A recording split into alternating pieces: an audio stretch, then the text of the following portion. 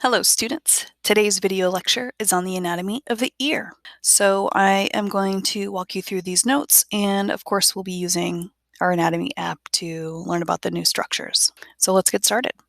Now the ear has two different functions, and they're actually quite unrelated. The first one is obviously going to be hearing.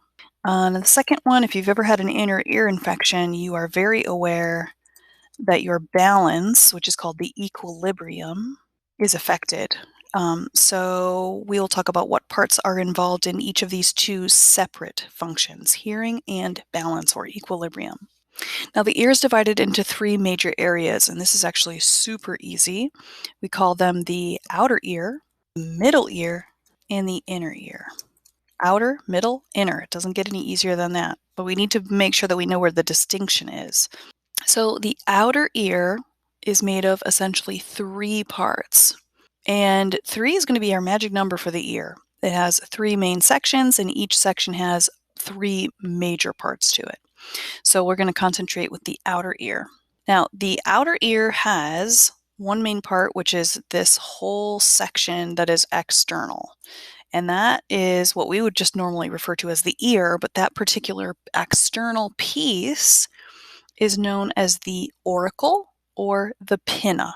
And it kind of depends on who you talk to, which word you'll hear. So these are interchangeable, the auricle or the pinna.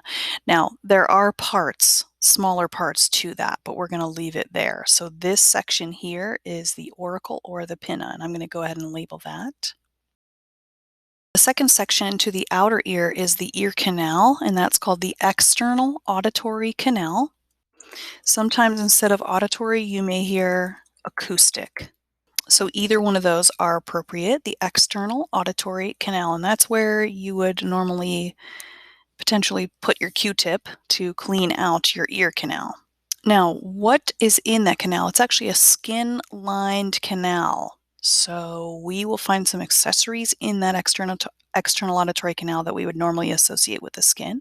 That includes hair, sweat glands, and what's called ceruminous glands, and these are glands that make earwax, or what's called cerumen.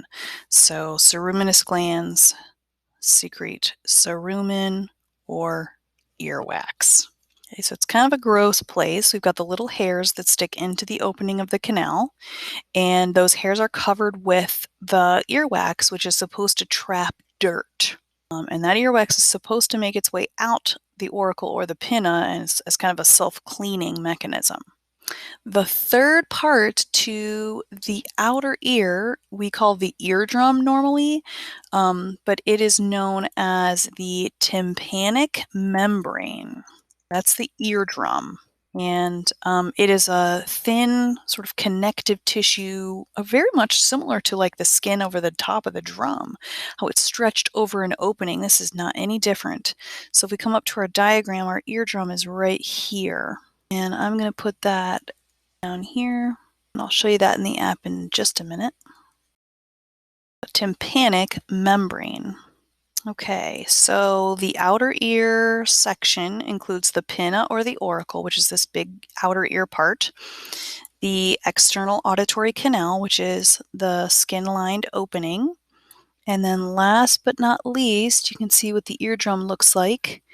If we were to look right in, this is very close to what it looks like, right there. So we're looking in the ear canal from the outside.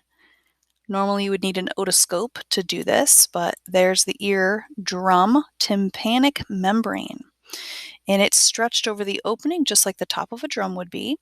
And so the way that works is the sound waves are caught and funneled into the ear and funneled down the ear canal, and they actually make the tympanic membrane vibrate, back and forth as the sound waves hit it. So let's see what is beyond the tympanic membrane. Okay, middle ear. I'm going to change colors so we can be consistent here. And I'm going to use this greenish color for my middle ear parts. And if we go up to the diagram, the middle ear starts right after the eardrum or tympanic membrane. So we're going to be in this little space right here. It's kind of black in the background.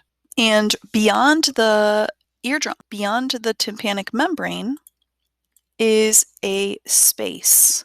And it's kind of hard to tell here because this has it all open, but there's a space right here that contains these parts, and that's called the tympanic cavity. And it's just an air-filled space. So let's come up to our diagram and label our tympanic cavity. I'm just going to point to this space here. Make it really obvious. I'm trying to point to the black space.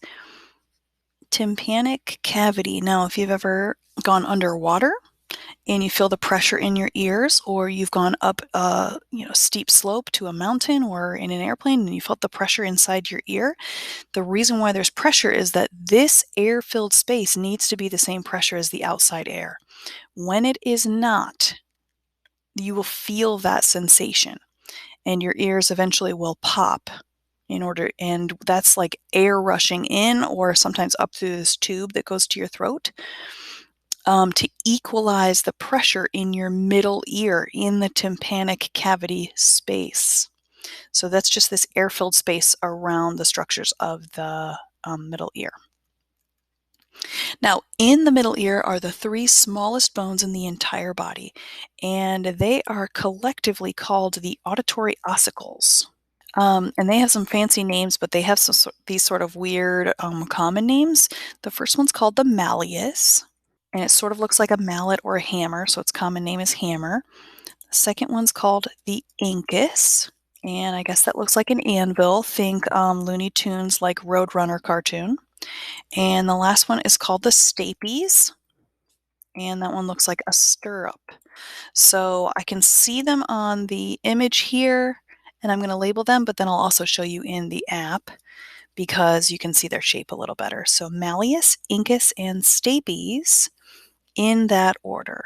So here's the first one, then the incus, and then finally this guy right here is the stapes.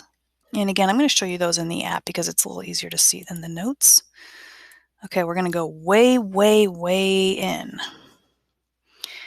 Again, here's our external auditory canal, and our eardrum is the tympanic membrane. And no one ever gets to see beyond that. But beyond that are the three tiniest bones in the body.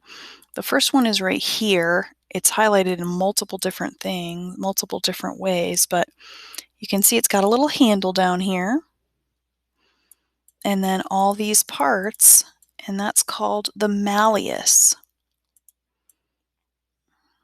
Sort of club-like. The second one is called the incus. That's these two parts here and this little piece, incus. And the third one you can clearly see is shaped like a horse stirrup, and that's called the stapes. So if we continue our story about the vibrations, so sound waves are coming in like this. They're going to vibrate the tympanic membrane, and notice the tympanic membrane is hooked to the malleus, which will also start to move, and the malleus is hooked to the incus, and the incus is hooked to the stapes, and then the stapes is hooked to this nonsense back here. And so really we're just going to pass vibrations through all these structures into the inner ear parts.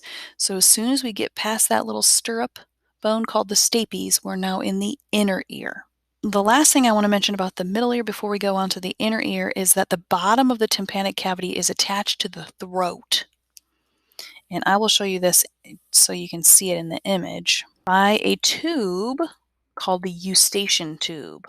So the bottom of the tympanic cavity, and you can see it here. See this tube right here? That goes to the throat.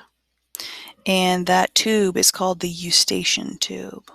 So when kids are little and they get some kind of an upper respiratory infection, the Eustachian tube a lot of times allows that germ to get all the way out and cause a middle ear infection. So that's why little kids get ear infections a lot, because their Eustachian tube is very short and it's also usually horizontal. As you grow, it becomes more vertical and longer, and you don't get ear infections every time you get sick. So all these parts in green are in the middle ear, the three main parts being the malleus, the incus, and the stapes. Now we're going to transition into the inner ear. Okay, lastly is the inner ear. I use this pink color. And again, we're going to use the magic number 3. The inner ear has 3 main structures. The first structure is called the vestibule. And the word vestibule is actually used in a lot of buildings. It's an architectural term as well, sort of like the entryway before the actual building. So think if you went to a grocery store and they have that area before you go in where all the carts are, that's a vestibule, or almost like a lobby. So the vestibule is the entrance into the inner ear. And if we're going to keep with our architectural terms, the vestibule has 2 membrane covered openings, and they're actually called windows. Now, the shape of the window is part of the name.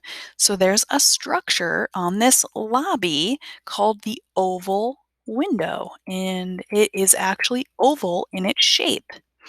Then there's a second window called the round window. Okay, let me go ahead up to our diagram and we'll see if we can find the vestibule. So the vestibule is going to be this part right here is the vestibule.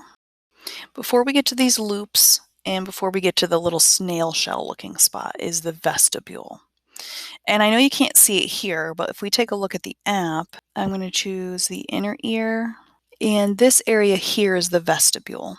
So again, here's the stapes of the middle ear, and the vestibule is right behind it. Now, where are these windows? Well, they didn't do a great job showing us, but if I could delete this, there would be a membrane covered opening right behind there that's the exact shape of this, and that would be the oval window.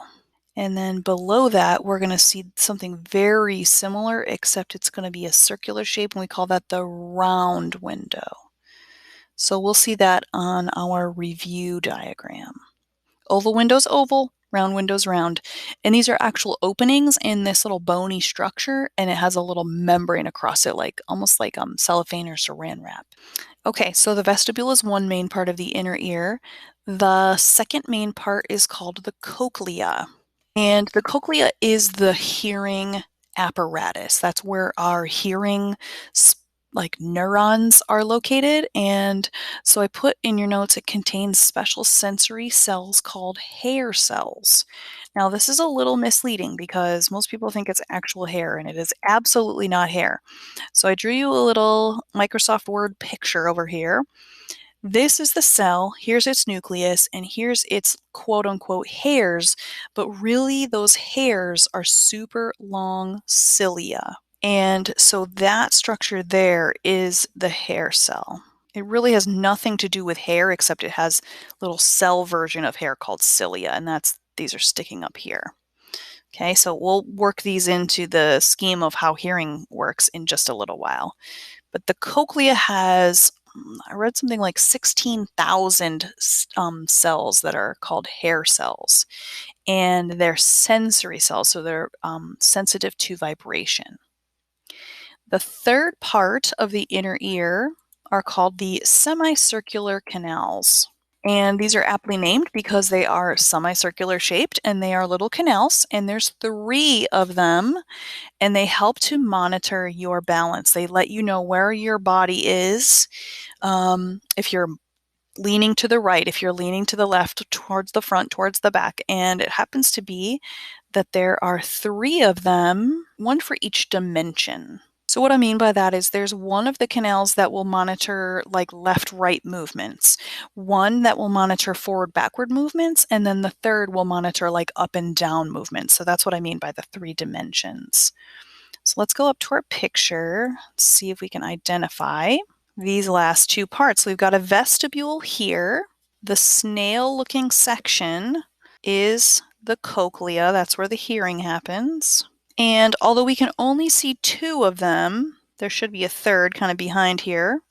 These are the semicircular canals. So the inner ear was made of 3 main parts: vestibule, cochlea, and semicircular canals. The middle ear had the 3 bones: malleus, incus, and stapes.